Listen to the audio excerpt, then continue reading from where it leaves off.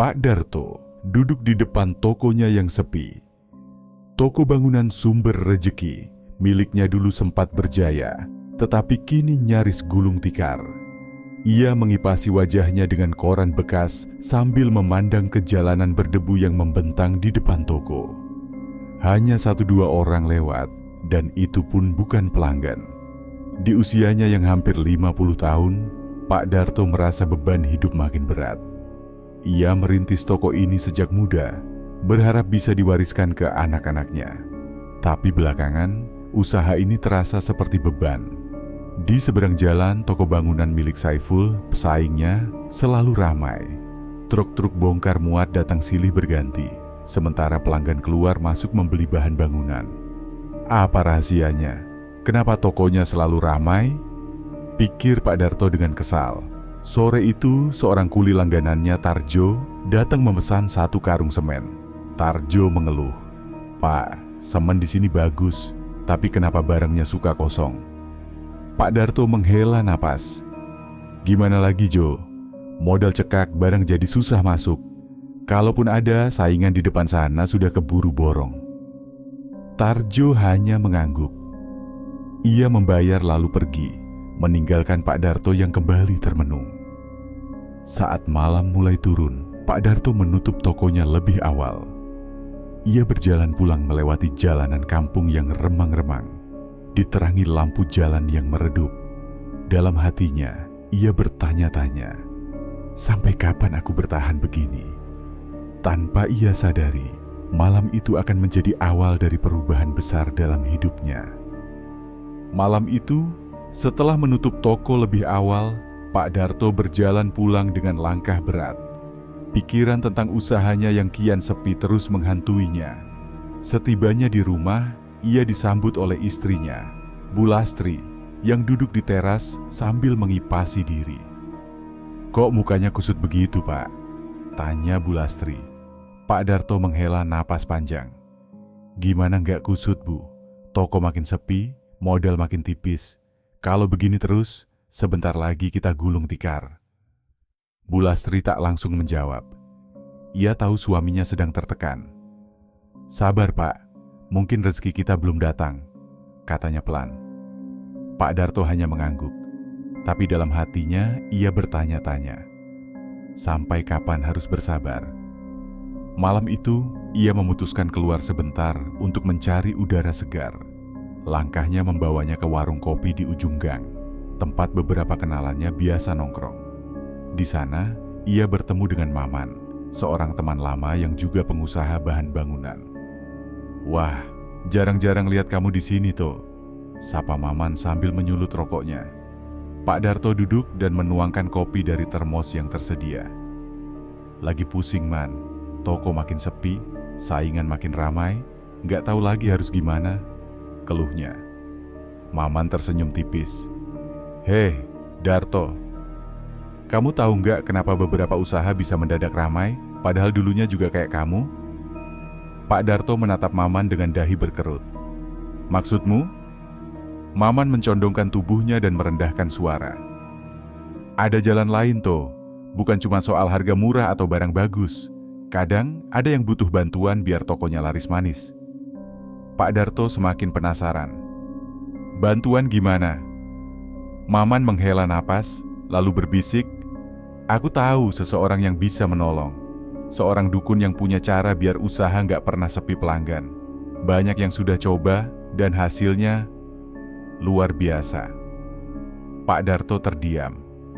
Ada sesuatu yang membuatnya tidak nyaman dengan obrolan ini, tapi di sisi lain, rasa putus asanya membuat ia ingin tahu lebih banyak.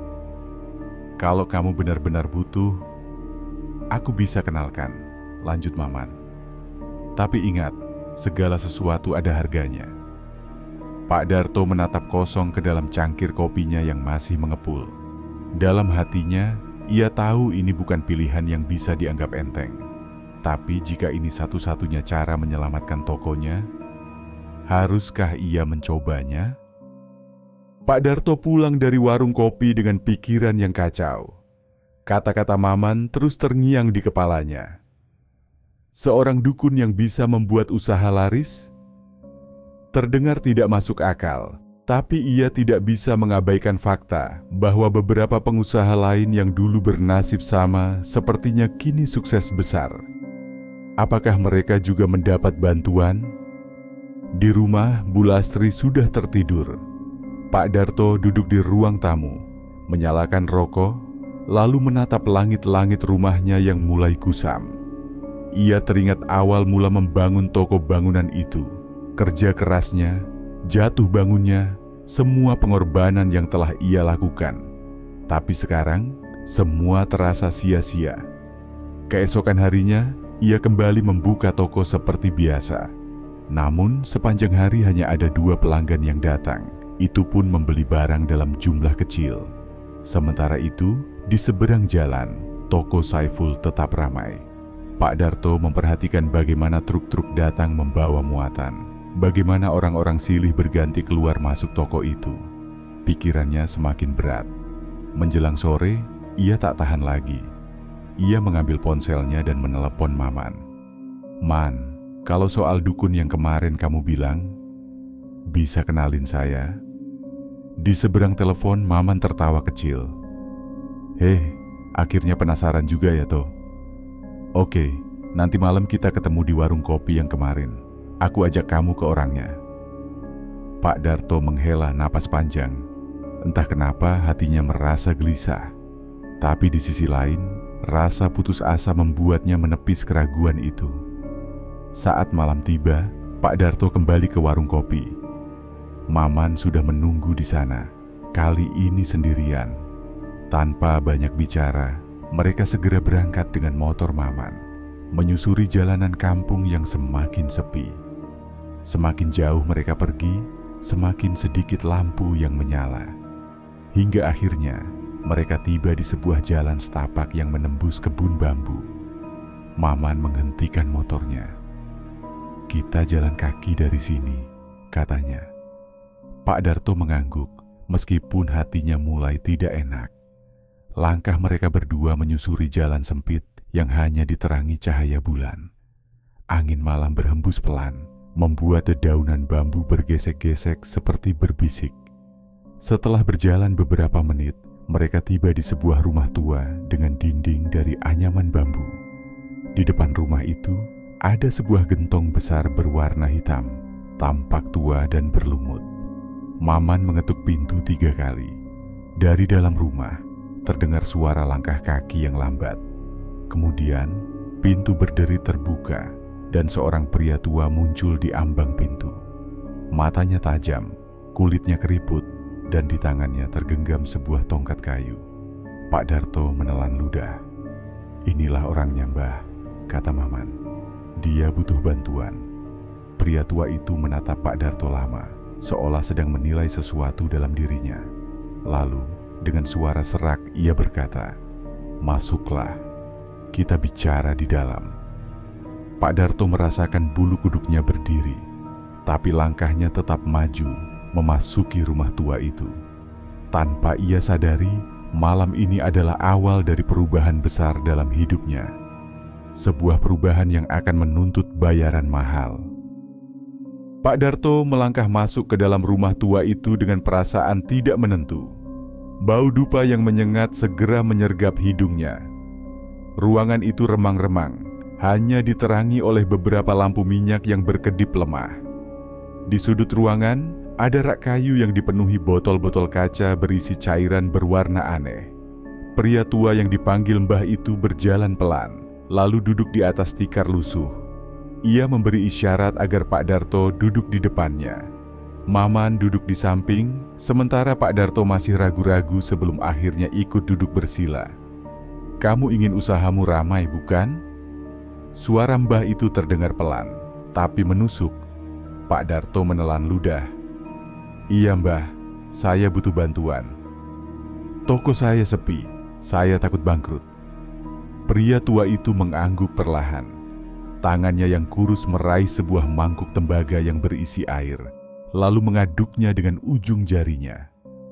Mata Pak Darto memperhatikan gerakan itu dengan cermat, merasa ada sesuatu yang tak biasa. Setiap usaha butuh rezeki, dan setiap rezeki punya jalannya sendiri, kata mbah itu. Tapi ada cara untuk menarik rezeki lebih banyak, asal kamu siap menerima konsekuensinya. Pak Darto mengerutkan dahi. Konsekuensi seperti apa?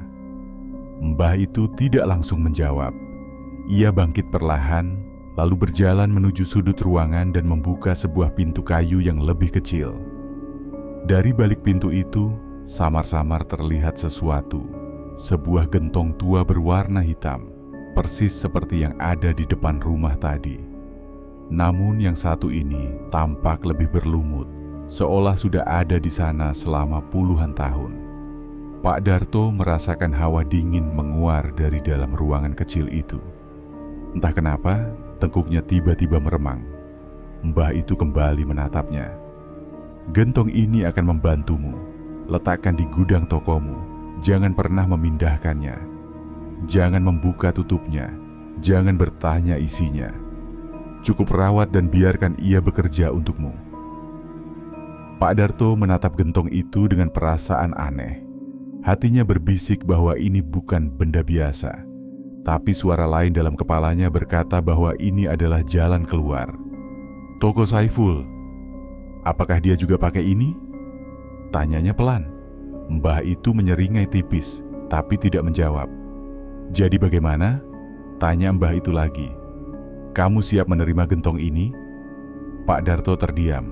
Dalam pikirannya, ia membayangkan kembali tokonya yang sepi, kekhawatiran tentang masa depan keluarganya, dan betapa ia ingin kembali berjaya. Akhirnya, dengan suara yang sedikit bergetar, ia menjawab, "Saya siap, Mbah." Mbah itu mengangguk. Ia menepuk-nepuk gentong itu dengan tangannya yang kurus, lalu berbisik sesuatu yang tidak bisa Pak Darto dengar dengan jelas. Saat itulah, entah mengapa, Pak Darto merasa ada sesuatu yang sedang mengawasinya dari dalam gentong itu. Pak Darto membawa gentong tua itu ke tokonya dengan hati berdebar. Maman membantunya mengangkat benda berat itu ke dalam gudang, meletakkannya di sudut ruangan yang jarang tersentuh. Gentong itu tampak biasa saja, tapi hawa dingin yang menguar darinya membuat Pak Darto selalu merasa tidak nyaman setiap kali berada di dekatnya. Jangan pernah buka tutupnya, pesan Maman sebelum pergi. Biarkan saja di sini, nanti kamu akan lihat hasilnya. Pak Darto mengangguk pelan. Dalam hati, ia masih setengah percaya dengan semua ini. Tapi yang terjadi setelahnya membuatnya tidak punya pilihan selain percaya. Keesokan harinya, sesuatu yang tak biasa terjadi. Sejak pagi, beberapa pelanggan datang lebih awal dari biasanya. Mereka membeli semen, cat, dan bahan bangunan dalam jumlah cukup banyak. Pak Darto yang biasanya hanya duduk termenung, kini sibuk melayani mereka satu persatu. Hari itu terasa berbeda. Hari-hari berikutnya, pelanggan semakin bertambah. Orang-orang mulai merekomendasikan toko Sumber Rezeki kepada teman dan keluarga mereka. Stok barang yang biasanya menumpuk kini cepat habis. Pak Darto bahkan harus menambah pasokan dari distributor lebih sering. Dalam sebulan, toko yang tadinya nyaris bangkrut berubah menjadi salah satu toko bangunan tersibuk di daerah itu. Pak Darto mulai merasakan keuntungan yang belum pernah ia dapatkan sebelumnya. Setiap malam, ia menghitung uang hasil penjualan dengan mata berbinar. Semua tampak sempurna. Ia bisa membeli stok lebih banyak, memperbaiki beberapa bagian toko, bahkan menyisihkan uang untuk memperbaiki rumahnya. Bu Lastri melihat perubahan itu dengan bahagia. Alhamdulillah, Pak, akhirnya usaha kita maju lagi, katanya. Pak Darto hanya tersenyum. Ia tidak pernah menceritakan tentang gentong itu kepada istrinya. Baginya, selama semuanya berjalan lancar, tidak ada gunanya mengkhawatirkan hal yang tidak perlu. Namun, semakin besar rezeki yang mengalir, semakin sering pula Pak Darto merasa ada sesuatu yang berubah di tokonya. Terkadang, saat malam hari ketika ia menutup toko, ia merasa ada suara lirih dari dalam gudang, seperti seseorang sedang berbisik, atau mungkin menggumam dalam bahasa yang tidak ia mengerti. Tetapi setiap kali ia membuka pintu gudang, tidak ada siapa-siapa. Ia selalu menepis pikirannya. Baginya, semua ini hanyalah sugesti. Selama uang terus mengalir, apapun yang terjadi di balik gentong itu bukan urusannya. Dan dengan pikiran itu, Pak Darto terus menjalankan usahanya, tanpa menyadari bahwa sesuatu sedang mengintai dari dalam kegelapan. Waktu berlalu dengan cepat. Usaha Pak Darto kini bukan hanya sekadar toko bangunan kecil di pinggir jalan. Ia telah membuka cabang di beberapa lokasi, menjalin kerjasama dengan para kontraktor, dan memiliki puluhan karyawan. Orang-orang di kampungnya mulai melihatnya sebagai sosok yang sukses. Rumahnya kini megah, dengan pagar besi tinggi dan halaman luas. Mobil yang dulunya hanya pickup tua kini telah berganti dengan kendaraan mewah. Namun di balik semua kemewahan itu, ada sesuatu yang selalu menghantuinya. Keanehan-keanehan yang dulu hanya sesekali terjadi, kini semakin sering. Terkadang, di tengah malam, Pak Darto terbangun oleh suara-suara samar dari gudang toko lamanya. Gudang tempat gentong itu pertama kali diletakkan. Bisikan, suara lirih yang tak pernah bisa ia pahami, seolah ada sesuatu yang berbicara dalam bahasa yang asing. Pernah suatu kali, ia mengawasi rekaman CCTV di tokonya setelah seorang karyawan melapor melihat bayangan hitam melintas di gudang. Saat ia mempercepat video itu, ada sesuatu yang membuat bulu kuduknya berdiri. Dalam rekaman, rak-rak barang di gudang itu tampak bergetar sendiri. Seperti ada sesuatu yang bergerak di antara celah-celahnya. Namun setiap kali ia mengeceknya secara langsung, gudang itu kosong. Sunyi, tak ada siapapun. Pak Darto berusaha mengabaikan semuanya. Ia selalu beralasan bahwa itu hanya permainan pikiran. Yang penting uang terus mengalir, bukan?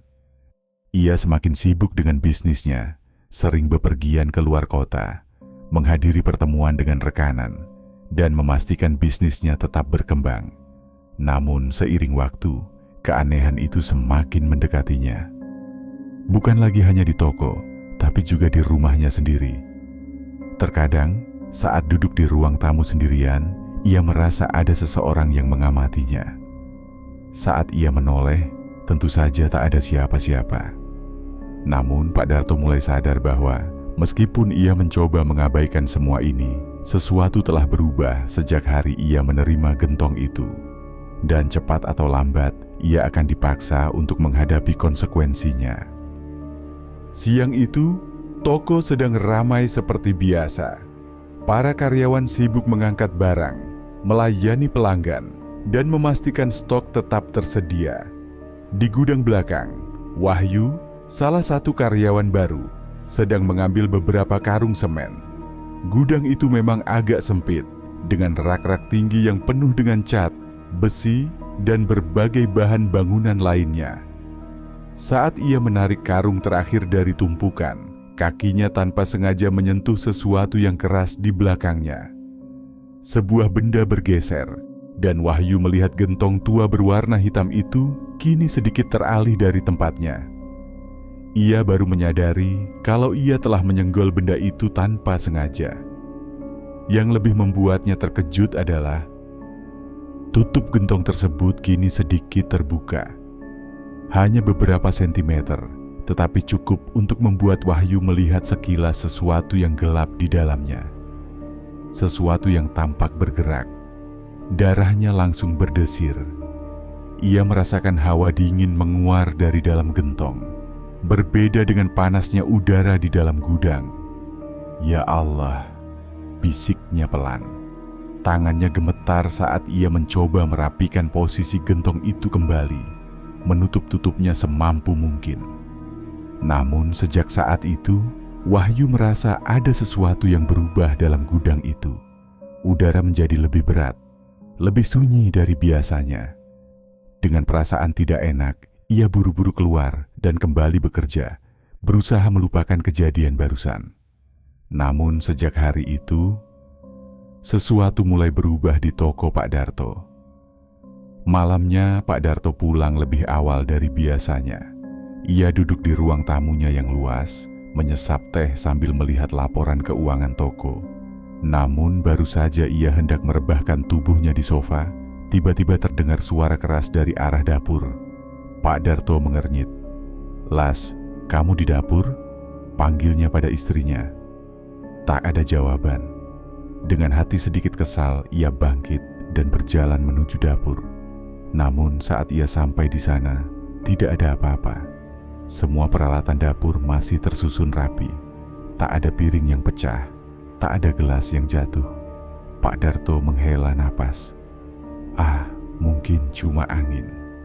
Namun baru saja ia berbalik, sesuatu membuatnya merinding. Di sudut dapur, di dekat pintu belakang, ada jejak air yang tidak seharusnya ada.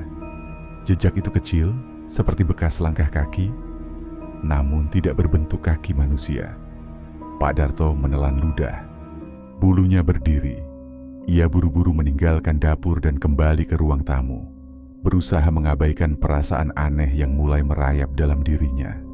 Namun malam itu, untuk pertama kalinya setelah sekian lama, ia tidak bisa tidur nyenyak. Dan itu baru permulaan. Sejak kejadian di malam itu, hidup Pak Darto terasa semakin tidak nyaman. Keanehan yang sebelumnya hanya sesekali muncul, kini datang hampir setiap hari. Di toko, beberapa barang sering ditemukan berpindah tempat, meski tidak ada yang mengaku memindahkannya. Rak-rak bahan bangunan terkadang tampak berantakan, seperti ada yang dengan sengaja mengacak-acaknya. Para karyawan mulai mengeluh karena suasana di gudang terasa semakin berat, seolah ada sesuatu yang tak terlihat mengawasi mereka. Namun gangguan tidak hanya terjadi pada Pak Darto. Istrinya, Bu Lastri, juga mulai merasakannya. Suatu malam saat ia sedang mencuci piring di dapur, tiba-tiba ia merasa ada seseorang berdiri di belakangnya. Begitu ia menoleh, tak ada siapa-siapa. Tapi perasaan itu tetap membekas, membuat bulu kuduknya meremang. Di malam lain, ketika sedang merapikan tempat tidur, Bu Lastri melihat bayangan hitam sekilas di sudut kamar. Ia mencoba mengabaikannya, mengira itu hanya efek pencahayaan. Namun beberapa saat kemudian, terdengar suara lirih seperti bisikan, suara yang begitu pelan hingga sulit ditangkap, tetapi jelas ada. Gangguan semakin parah saat mereka mulai mengalami mimpi yang sama. Dalam mimpinya, Pak Darto melihat gentong tua itu terbuka sedikit, mengeluarkan asap hitam pekat. Dari dalamnya, muncul tangan-tangan putih pucat yang merayap, mencoba meraihnya. Bu Lastri pun mengalami mimpi serupa. Kehidupan mereka yang dulu tenang, kini berubah menjadi penuh kecemasan. Hingga suatu malam, setelah lelah dengan gangguan yang terus terjadi, Pak Darto memutuskan untuk pergi ke gudang. Ada dorongan aneh dalam dirinya, sebuah perasaan yang sulit dijelaskan, seolah ada sesuatu yang memanggilnya. Saat membuka pintu gudang, hawa dingin langsung menyergap tubuhnya. Gudang itu terasa lebih gelap dari biasanya, meski lampu di langit-langit masih menyala. Tatapan Pak Darto langsung tertuju pada gentong tua di sudut ruangan. Namun ada sesuatu yang berbeda. Tutup gentong itu sedikit terbuka. Jantungnya berdegup kencang. Ia yakin betul bahwa selama ini gentong itu selalu tertutup rapat. Namun kini ada celah kecil, cukup untuk membuatnya merasakan hembusan udara aneh dari dalamnya. Pak Darto mendekat, mencoba mengingat siapa yang terakhir masuk ke gudang. Kemudian ia teringat cerita salah satu karyawannya, Wahyu, yang beberapa hari lalu tampak gelisah setelah mengambil stok barang dari gudang. Apakah Wahyu yang menyenggolnya? Tangan Pak Darto terangkat, hampir menyentuh tutup gentong itu. Namun sebelum sempat menyentuhnya, hawa di sekitar tubuhnya berubah drastis. Pintu gudang yang tadi terbuka perlahan mulai berderit tertutup, seolah ada yang mendorongnya dari luar. Pak Darto menelan ludah. Ia merasa ada sesuatu yang mengintip dari dalam gentong, sesuatu yang tak bisa ia lihat, tapi jelas ia rasakan. Ia mundur perlahan, lalu segera berbalik dan keluar dari gudang. Sebelum menutup pintu, ia sempat melihat ke dalam sekali lagi. Gentong itu tetap di tempatnya. Celah kecil di tutupnya masih terbuka. Dan entah mengapa, Pak Darto merasa seperti ada sesuatu di dalamnya yang tersenyum padanya. Keesokan paginya, Pak Darto tiba di toko lebih awal dari biasanya. Pikirannya masih dipenuhi oleh kejadian semalam di gudang, tentang tutup gentong yang sedikit terbuka dan perasaan aneh yang menyertainya. Ia berdiri di dekat meja kasir, matanya mengamati para karyawan yang mulai berdatangan satu persatu. Wajah mereka tampak biasa saja, kecuali satu orang, Wahyu. Wahyu adalah karyawan baru, belum lama bekerja di tokonya. Selama ini, ia dikenal sebagai anak yang rajin dan tidak banyak bicara. Namun pagi ini, ada sesuatu yang berbeda darinya. Wajahnya terlihat lebih pucat, dan ada kantung hitam di bawah matanya, seolah kurang tidur. Gerak-geriknya gelisah, tangannya sesekali mengusap lehernya, seperti sedang mencoba menghilangkan rasa tidak nyaman. Pak Darto memanggilnya ke dalam ruang kecil di belakang toko. "Wahyu, saya mau tanya sesuatu," ucapnya, mencoba bersikap tenang. Wahyu tampak ragu, tapi tetap masuk dan duduk di depan Pak Darto. "Kemarin kamu ambil barang di gudang, kan?" Wahyu mengangguk pelan. "Iya, Pak. Saya ambil beberapa sak semen dan paku sesuai pesanan pelanggan." Pak Darto memperhatikan ekspresi anak buahnya itu. "Kamu nyenggol sesuatu di dalam gudang?" Wahyu tampak semakin gelisah. Ia menunduk, menggigit bibirnya sebentar sebelum akhirnya menghela napas panjang. "Iya, Pak. Saya nggak sengaja nyenggol gentong di sudut gudang. Waktu saya mundur sambil bawa karung semen, kaki saya kena pinggirnya.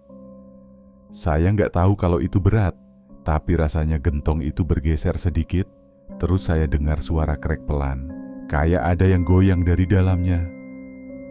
Pak Darto merasakan bulu kuduknya berdiri. "Kamu lihat isinya?"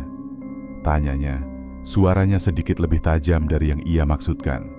Wahyu langsung menggeleng. "Enggak, Pak. Saya takut. Saya cuma cepat-cepat beresin barang dan keluar dari gudang."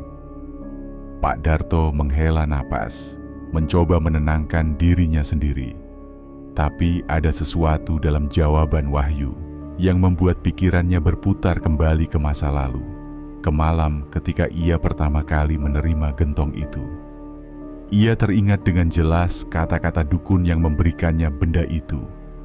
Jangan pernah memindahkannya, jangan membuka tutupnya, jangan bertanya isinya.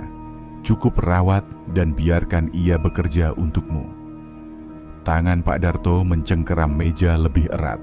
Selama ini, ia selalu mengabaikan gangguan-gangguan kecil. Tapi sekarang, semuanya mulai terasa nyata. Pak Darto menatap Wahyu yang masih terlihat gelisah. "Sejak kejadian itu, ada yang aneh nggak di rumahmu?" Wahyu tampak terkejut dengan pertanyaan itu. Ia mengangguk pelan, wajahnya semakin pucat. "Iya, Pak. Saya sering dengar suara orang manggil nama saya di tengah malam. Tapi pas saya cek, nggak ada siapa-siapa. Terus kemarin saya mimpi aneh.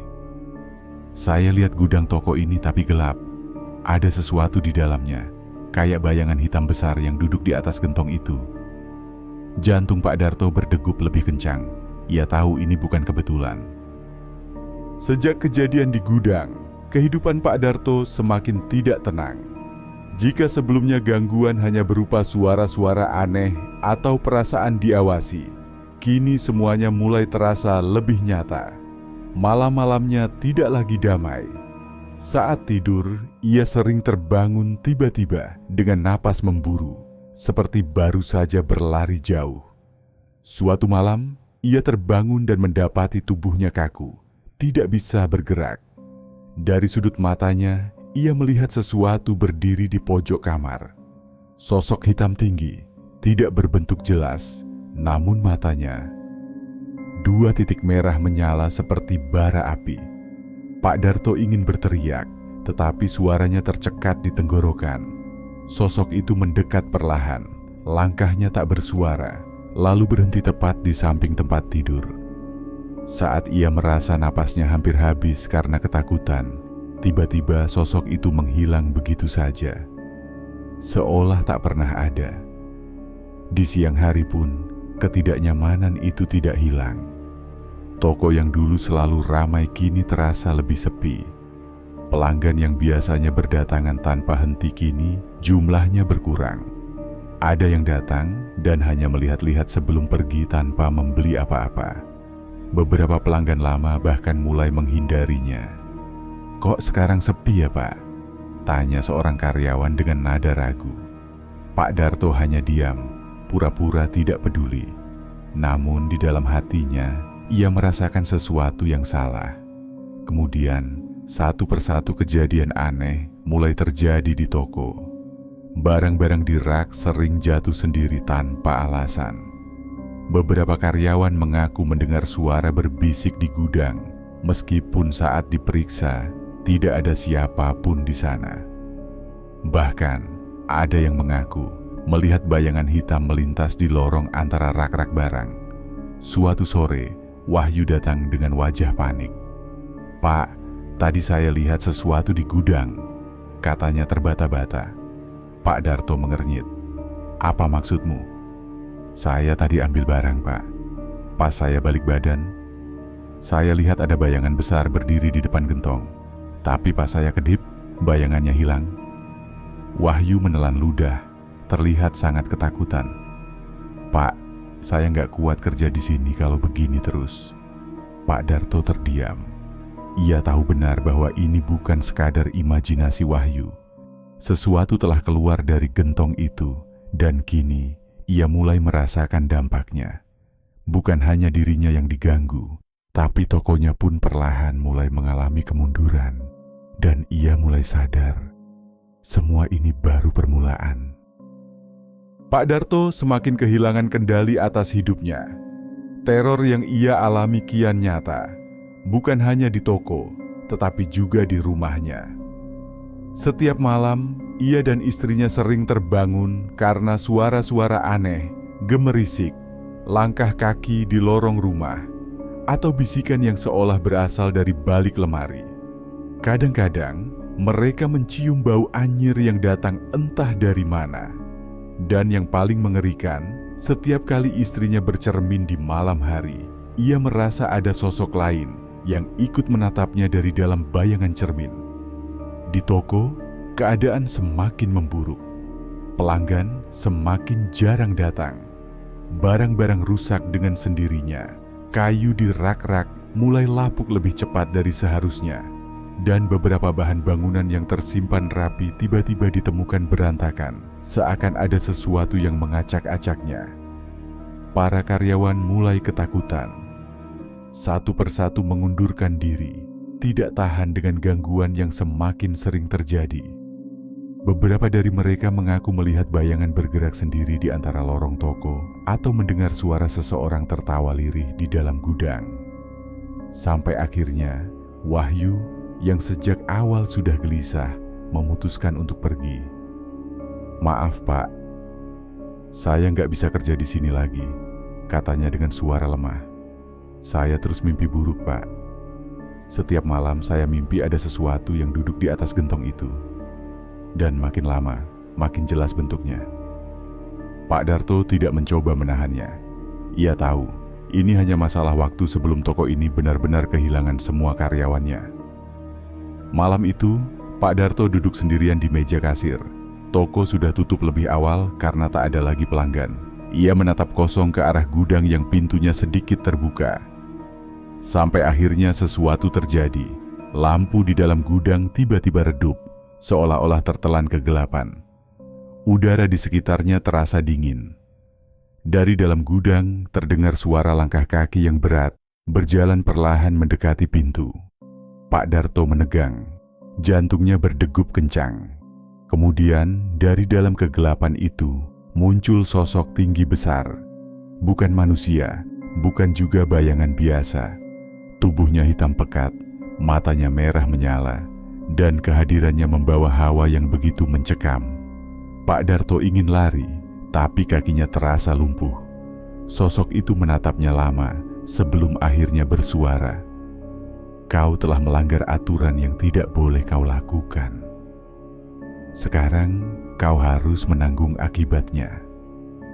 Suara itu bergema di dalam kepala Pak Darto, seperti bukan berasal dari satu suara, melainkan banyak suara yang berbicara bersamaan. Pak Darto duduk di lantai gudang, tubuhnya gemetar. Kata-kata sosok hitam itu masih terngiang di telinganya. Kau telah melanggar aturan yang tidak boleh kau lakukan. Sekarang kau harus menanggung akibatnya.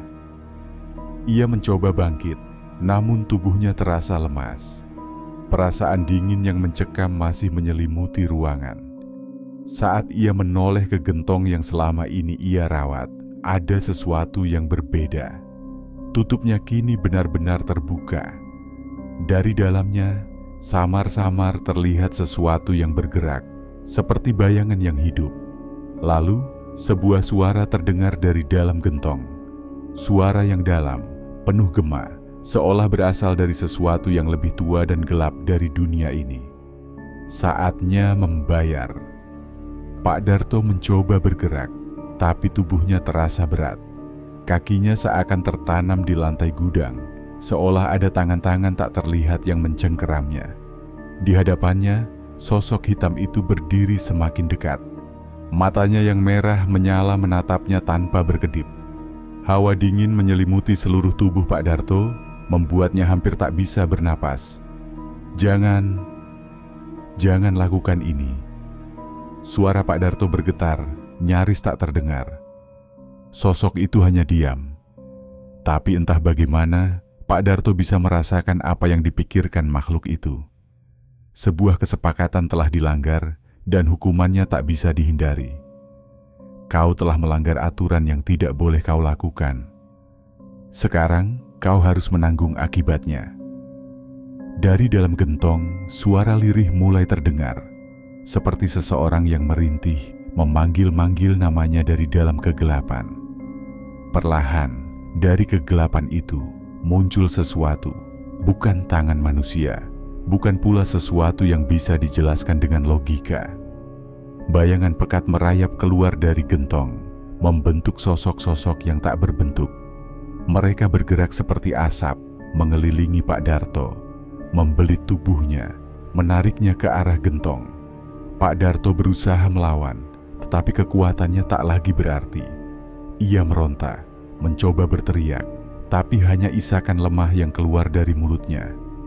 Di rumah, istrinya yang tertidur tiba-tiba terbangun. Ia merasa ada sesuatu yang tidak beres. Dengan jantung berdebar, ia bangkit dari tempat tidur dan menyadari sesuatu. Pak Darto tidak ada di sebelahnya. Tanpa pikir panjang, ia bergegas ke toko. Saat masuk ke dalam gudang, langkahnya terhenti. Ruangan itu kosong. Tidak ada tanda-tanda keberadaan suaminya. Tapi di tengah gudang, gentong tua itu berdiri dengan tutup yang kini sudah rapat kembali, seolah tak pernah terbuka. Ia mencoba memanggil suaminya berulang kali. Tidak ada jawaban, hanya kesunyian. Hanya suara lirih, hampir tidak terdengar, yang berasal dari dalam gentong itu. Suara yang begitu ia kenali. Suara Pak Darto. Toko bangunan milik Pak Darto kini terbengkalai. Tidak ada lagi aktivitas di sana. Hanya tumpukan bahan bangunan yang mulai ditutupi debu dan sarang laba-laba. Tidak ada seorang pun yang berani masuk. Para warga yang melewati toko itu sering merasakan sesuatu yang ganjil. Beberapa mengatakan mereka mendengar suara seseorang memanggil-manggil dari dalam gudang. Suara lemah, berbisik, hampir seperti rintihan seseorang yang meminta tolong. Istri Pak Darto akhirnya meninggalkan tempat itu. Ia tak sanggup tinggal di rumah yang penuh kenangan dan teror. Sejak malam suaminya menghilang, ia tidak pernah lagi masuk ke dalam gudang itu. Hatinya masih dipenuhi ketakutan. Namun ada satu hal yang selalu mengusik pikirannya. Setiap malam, di dalam tidurnya, ia bermimpi berjalan ke dalam gudang. Ia berdiri di depan gentong tua itu. Dan dari dalamnya, suara Pak Darto selalu terdengar. "Tolong, keluarkan aku dari sini." Tapi ia tahu, itu bukan lagi suara suaminya. Itu sesuatu yang lain. Sesuatu yang kini menghuni gentong itu. Sesuatu yang menunggu korban berikutnya. Terima kasih telah menonton video ini. Jangan lupa untuk like, komen, dan subscribe, serta nyalakan notifikasi agar tidak ketinggalan video-video selanjutnya.